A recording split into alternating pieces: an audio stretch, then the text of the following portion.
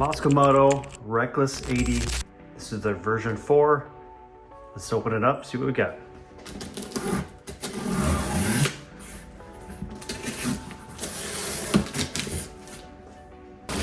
All right.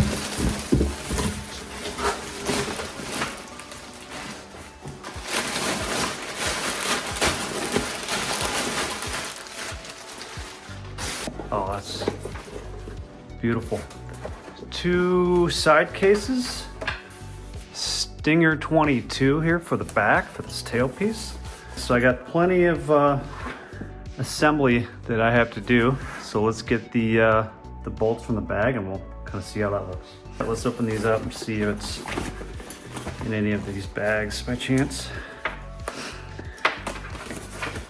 There's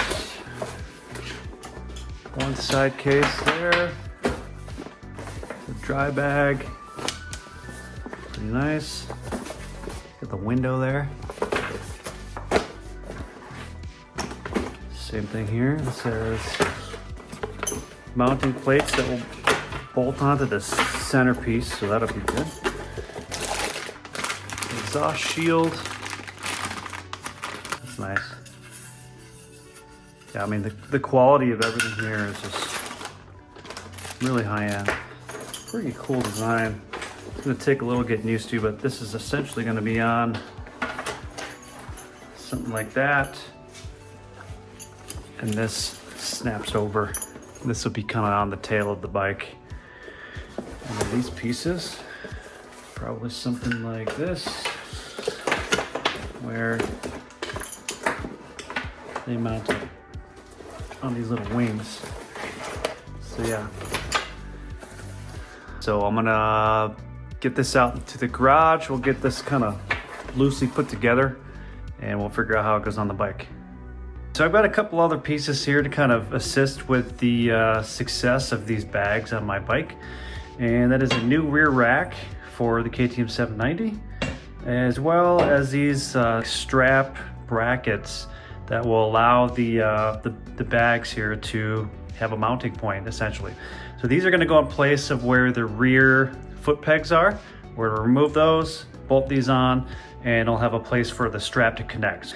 Another option that Mosko Moto has is their knoblin. So that's what this is here. So the knoblin essentially will have a mounting point on the rack, and then a piece that will be on the actual luggage tail, if you will. So that will, once it's all installed, make it easy to just kind of hook and connect. There's no straps on the back needed. Mosko Moto recommends to mount these racks as far forward on the bike as possible. So we're going to start with this hole here, which will be closest to me on the bike.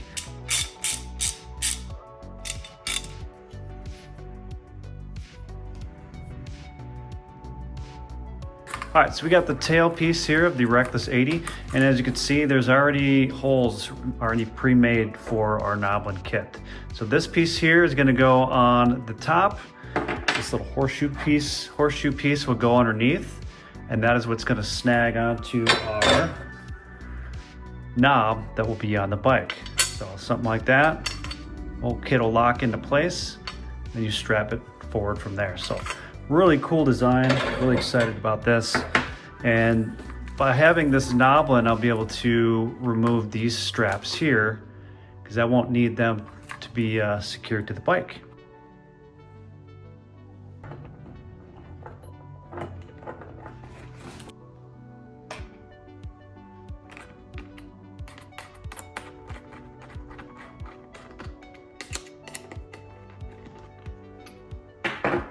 So now this should look correct. This is facing the rider, so this should be something like this.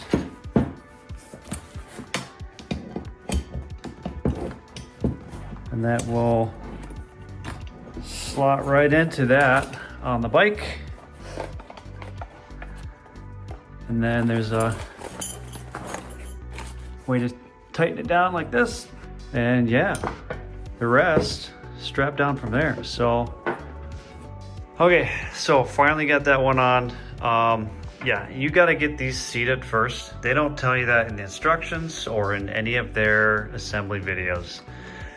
What I did is kind of stacked a bunch of these washers and threaded that screw in there to get it started, and then hopefully we can kind of hand thread it through the bag side and get it going. So okay, I'm hoping the hard part is done.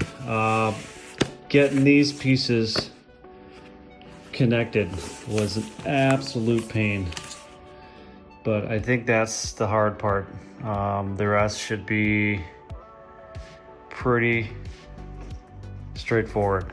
Oh my God, that should be a little bit easier than that. Spent way too much time on that. All right, here it is installed on the bike. I think it turned out pretty good, actually.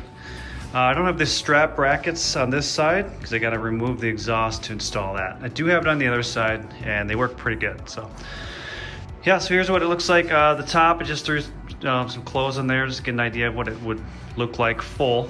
This actually has a tent, sleeping bag, the sleeping pad, kind of your whole camping kit already just on one side. So turned out pretty good.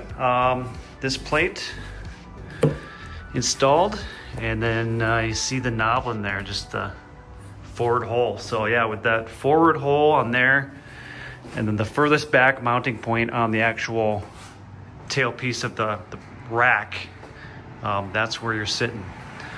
Standing on the bike and sitting on the bike is not in my way. So yeah, I'll have to play with it. It's 20 degrees out here in Minnesota, so I won't be riding anytime soon, but so far it looks good. Now, installation was pretty tricky as far as getting the bags together all on the rack, but once that's together, I mean, on the bike with that knob, and it was literally just slide it on and 2 straps. Give you a little view from the back. I don't have anything in this side, but you can see here now that the strap bracket that is in place of the rear foot pegs. This is everything I've removed from the bike. So rear foot pegs, that's the stock kind of rear rack setup. Yeah, very nice. This is without the aux pox, obviously. Got a exhaust shield to install, and as well as the other side of these strap brackets. But I plan to put a new exhaust on this thing, so I'm gonna wait till that new exhaust comes in, and we'll do all that at the same time. All right, guys, that's gonna do it for this video. Appreciate you coming by. My first impressions of the Reckless 80 is it's an awesome piece of gear. It's not cheap. I did get mine on sale. I did spend my own money on this, and so far I think it's worth it. It's a really high quality piece of gear, and I'm really excited to try it out next season. Thanks again for watching, and I appreciate it if you subscribe, hit the like button, come back for more. Thank you.